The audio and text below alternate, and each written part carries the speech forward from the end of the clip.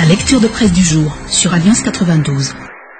Lecture de presse en ce vendredi 14 juin, Reflet pour ouvrir donc ici la lecture de presse. Reflet qui est inséré dans le journal Les Nouvelles comme courrier de Madagascar tous les vendredis et à sa une Reflet nous titre Report des élections et candidature des trois, le saut dans l'inconnu.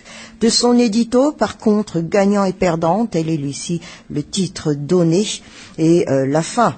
Ici, plus précisément, la fin du pouvoir, donc, ne justifie pas toujours les moyens. Ici, quand on dit fin, c'est la FAIM.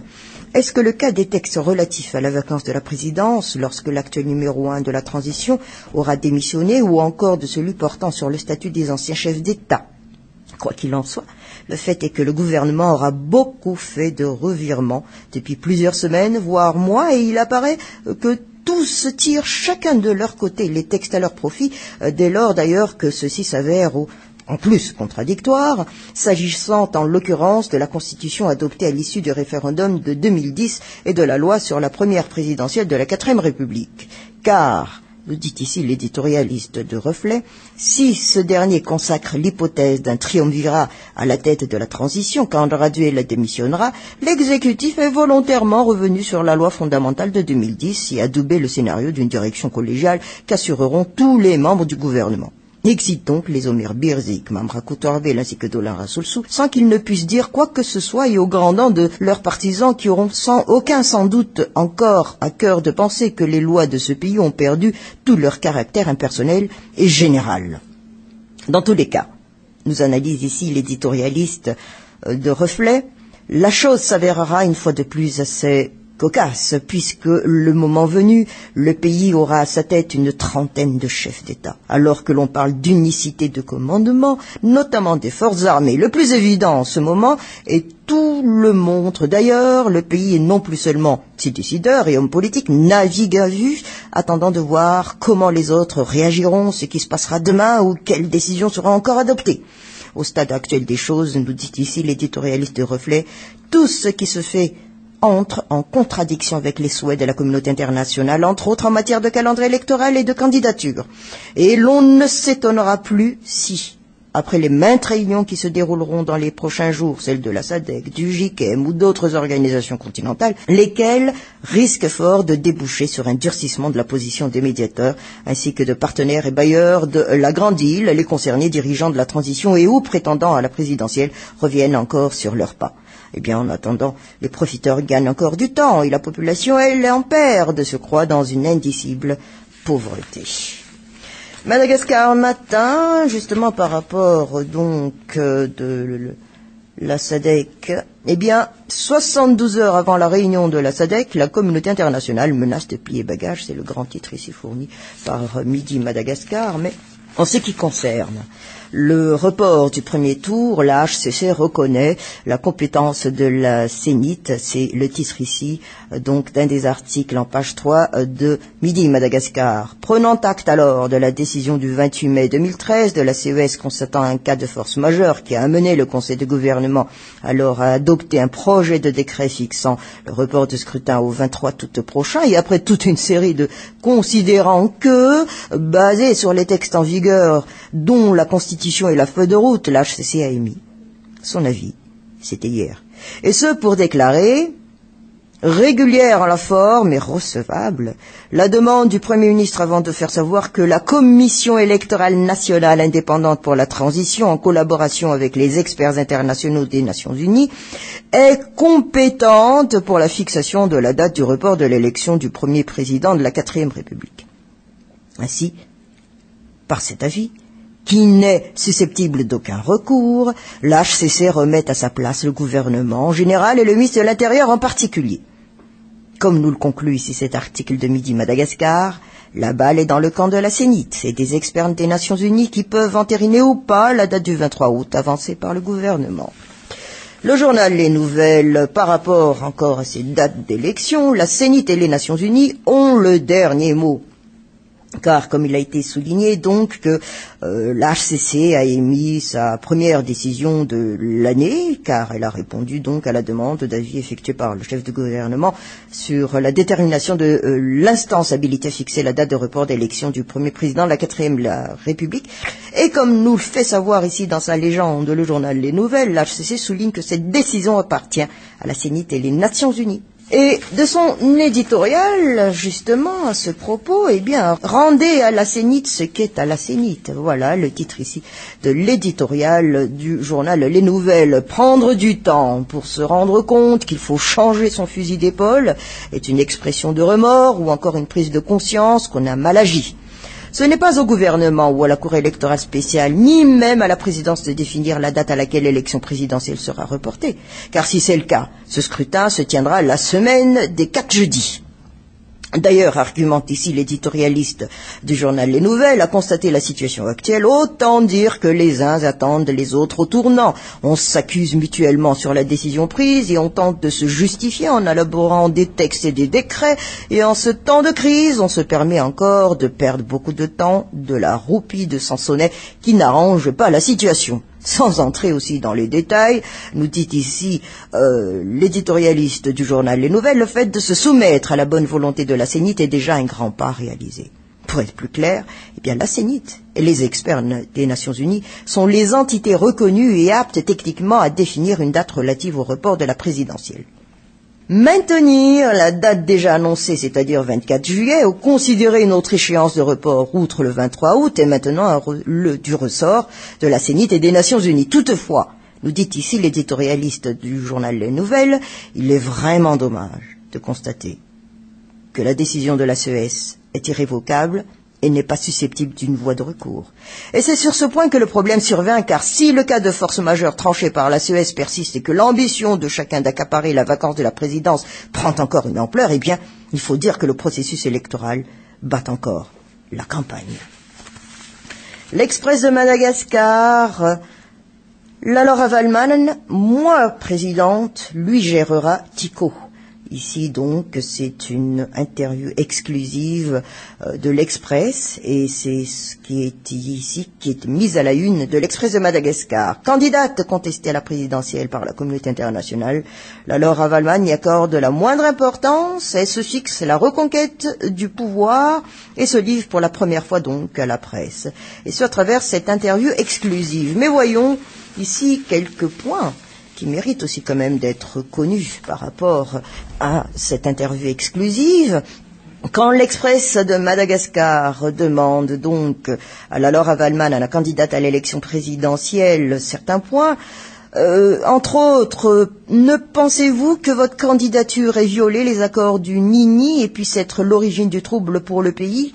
Eh bien, la Laura Waldman a de nous répondre sur ce sujet. Je précise que je n'ai jamais signé aucun accord. C'est une affaire entre les chefs d'État, un accord entre eux deux, c'est-à-dire l'ancien président et le président de la transition. Je suis rentré pour ma mère. La condition était que je ne parle pas politique. Mais j'en ai pas parlé. Même quand Magro m'a sollicité, je n'y suis pas y allé. Puis, est arrivée une autre échéance, le moment de déposer la candidature à l'élection présidentielle. Que je sache, tout le monde peut se présenter. N'importe qui, en tant que citoyen, a le droit et le devoir d'être candidat. Voilà ce qu'elle a répondu sur ce sujet. Mais concernant une autre question ici posée par l'Express de Madagascar, eh bien, à savoir, donc, la communauté internationale estime que la candidature constitue un blocage au processus électoral, la retirer ne serait-elle pas une solution? Eh bien, à la Laura Waldman de répondre, chacun peut penser ce qu'il veut. Moi, mon principal problème aujourd'hui, c'est la pauvreté des Malgaches, mes compatriotes. L'insécurité alimentaire dans les ménages malgaches alors que notre pays est un pays agricole. Mon problème, c'est notre progéniture qui ne va plus à l'école. Que vont devenir tous ces jeunes? Quel sera l'avenir du pays? Si les membres de la communauté internationale voyaient les difficultés auxquelles les Malgaches sont confrontés, ils auraient le même avis que moi. Voilà comment. Donc, elle a simplement répondu à cette question. Mais à une question aussi qui mérite d'être partagée à travers notre lecture de presse, et la lecture de presse avec l'Express de Madagascar. Ne vous sentez pas instrumentalisé par votre époux? Quel rôle jouera-t-il lorsque vous serez présidente? Et à la Laura Waldman de répondre, en tant que femme, et compte tenu de ce que je sais et de mes expériences, j'ai ma propre personnalité. Quand je serai présidente, ce sera son tour, c'est-à-dire celui de Marc Ravalman, de diriger l'entreprise. Il est impossible que des époux dirigent ensemble un pays. Il faut aussi reconnaître aux femmes leurs valeurs, dixit la Ravalman. Le journal La Vérité, quant au report de l'élection présidentielle, le premier tour, le 12 septembre au plus tôt, financement des élections, l'État malagasy, petit pourvoir, dixit le ministre des Finances, voilà les deux grands titres à la une du journal La Vérité. Mais au niveau des parlementaires UDRC, il y a le feu. C'est le titre ici donné par le journal La Vérité. Ils tiennent à leur fauteuil de parlementaires et ils l'ont fait savoir lors d'une conférence de presse tenue à Ndefana-Boudzanar, c'était hier, nous dit ici le journal La Vérité. Ce sont les parlementaires de l'entité, l'UDRC, dirigée par Jean Laïniri, qui risquent d'être remplacés actuellement pour inconvenance par rapport à leur statut interne. On n'aura pas une autre chance pareille au cours d'une vie.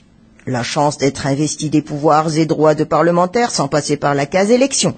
C'est une manne et on veut coûte que coûte garder son fauteuil. Apparemment, nous dit ici le journal La Vérité, il n'y a pas que certains membres du gouvernement qui sont affectés par l'usure du pouvoir, cette maladie touche aussi les membres du Parlement. Et j'y suis et j'y reste et gare à celui qui veut ravir ma place. C'est l'essence, ainsi du message que Jean Laïniri et consorts ont voulu transmettre hier au cours de la conférence de presse. Nous dit ici le journal La Vérité. Et d'après ce parlementaire, candidat à l'élection présidentielle, il est le président fondateur de l'UDRC et personne d'autre n'a le droit de lui ôter ce titre ou encore de le remplacer, ni même remplacer les parlementaires UDRC. Comme nous le dit alors ici cet article du journal La Vérité, il y a le feu pour les Laïniri et autres. Et c'est à grand renfort des membres du comité ad hoc, ceux-là même qui veulent évincer Dolin Rassoulsou du perchoir d'Anouské, qu'ils ont fait appel. Arrivé un peu tard à la conférence de presse, ces membres du comité ad hoc ont fait une entrée de star. Nous dit ici le journal La Vérité. Sans doute, ils ont voulu impressionner l'assistance, mais voilà, qui croirait encore assez, nous dit ici entre guillemets, mais le journal La Vérité, c'est guignol de la politique. Sans hésiter, Adolphe Rama s'avance que Dolin Rassoulsou n'est plus président, ni membre du CST, étant donné qu'il est candidat à l'élection présidentielle. Et Jean Laïniri alors nous pose comme question ici le journal La Vérité. À ce qu'on sache, lui aussi est candidat, lui aussi est membre du CST, et lui aussi n'a pas présenté sa démission à la CES jusqu'à présent. Alors, pourquoi un tel acharnement à défendre Jean Laïniri au risque de se faire passer complètement pour un personnage stupide? Dixit, le journal La Vérité. La Gazette de la Grande Île, date de la présidentielle, la HCC lance une patate chaude à la Zénith. Voilà ici ce que nous titre la Gazette de la Grande Île à sa page 1. Mais voyons autre chose. La suite par rapport à la redevance de sûreté aéronautique, la taxe illégale dénoncée devant la justice. C'est le titre ici fourni par la Gazette de la Grande Île. Ainsi, suite à la mise en place d'une nouvelle taxe redevance de sûreté aéronautique décidée par l'ACM, qui a soulevé alors un tollé général au niveau des usagers dès le premier jour, maintenant, c'est au tour donc des professionnels du tourisme de sortir de leur silence, nous introduit ici la Gazette de la Grande Île. Ainsi, à l'issue d'une réunion d'urgence, c'était hier, au siège de l'Office national du tourisme de Madagascar, qui a vu également la participation d'autres groupements d'opérateurs économiques, ils ont décidé à l'unanimité de porter l'affaire devant la justice, plus précisément le Conseil d'État. En effet, nous éclaire cet article de la Gazette de la Grande Île, d'après ce groupement d'opérateurs, entre autres le groupement des entreprises franches et partenaires, le groupement des entreprises de Madagascar, il s'agit d'une taxe illégale qui va miner encore l'économie malgache. La première victime sera certainement le secteur tourisme, qui a déjà connu une baisse de 20% sur les arrivées des touristes l'année dernière, à cause bien entendu de la crise sociopolitique à Madagascar d'un côté, et de la crise économique mondiale de l'autre. Avec cette nouvelle taxe que ici est mis entre guillemets assassine, la politique tarifaire des tours opérateurs malgaches pour l'actuelle saison sera bouleversée complètement, nous dit cet article de la Gazette de la Grande Île. Les entreprises franches ne seront pas non plus épargnées dans la mesure où elles devront payer la RSA sur les produits importés et exportés et du jamais vu nulle part ailleurs, aucun produit n'est assujetti à une taxe de sûreté. Ainsi, à la limite, ces groupements d'opérateurs réclament la suspension de cette taxe jusqu'à nouvel ordre. Pour eux, nous conclut ici cet article de la Gazette de la Grande Île, l'ACM n'est pas habilitée à créer cette RSA, étant un simple organe régulateur. Difficile mission à la Zénith, fixer la date des élections en collaboration avec la communauté internationale, c'est ici le titre fourni par Madagascar Matin à sa une. Mais puisqu'on a parlé de taxes, revenons-y sur ce sujet avec Point de Mire, qui nous dit ici en titre « Et en avant les taxes ». Il faut croire que les Malagasy ont trouvé une martingale pour se singulariser par rapport au reste du monde.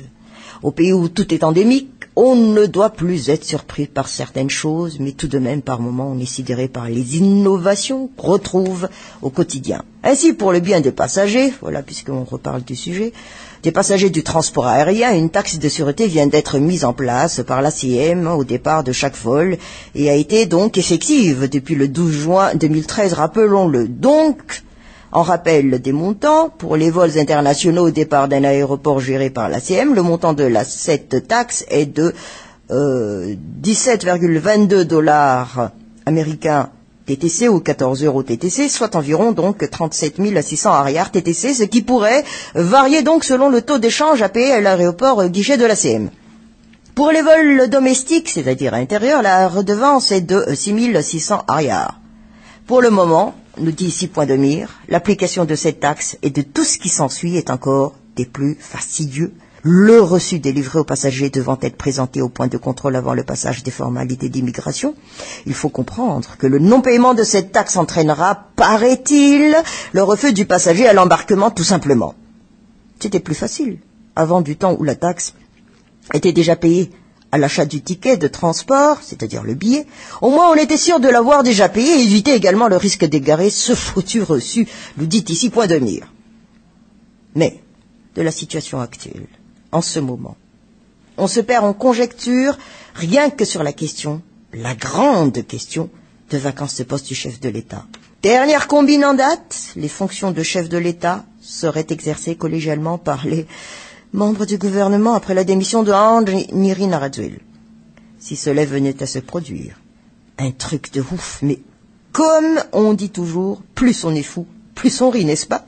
En tout cas, quoi qu'il advienne, d'autres gens continuent à se prendre au sérieux et se mettent en ordre de bataille. L'AREMA, par exemple, tiens, vient d'élire Simon Pierre comme secrétaire national du parti en remplacement de Pierro Razornorvel, qui est, comme chacun le sait, à la tête du MDM depuis un bout de temps.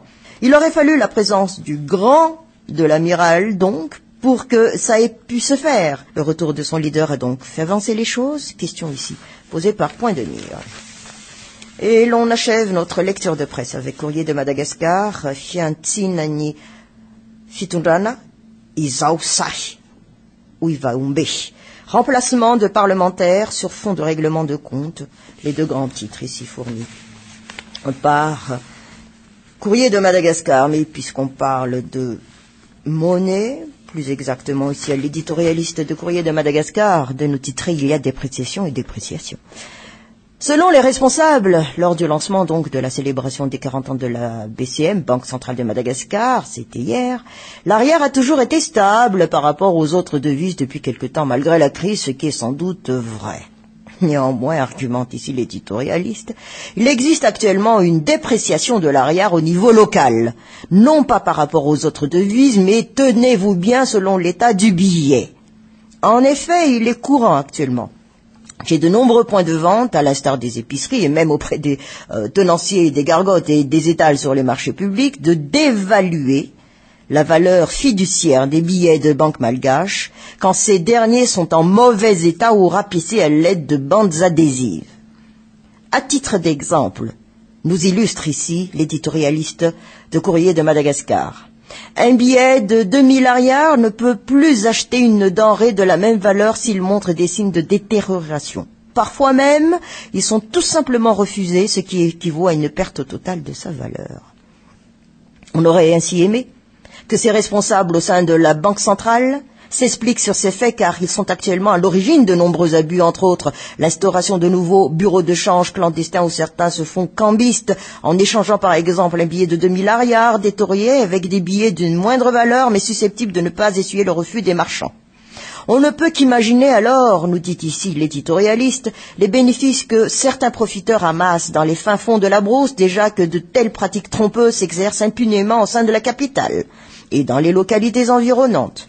On aurait également souhaité qu'un rappel des lois existantes dans la matière ait été fait par ces responsables, ainsi que les sanctions pénales qui attendent ceux qui s'attellent ainsi à berner une population déjà aux abois avec cette crise qui n'a pas près de se terminer.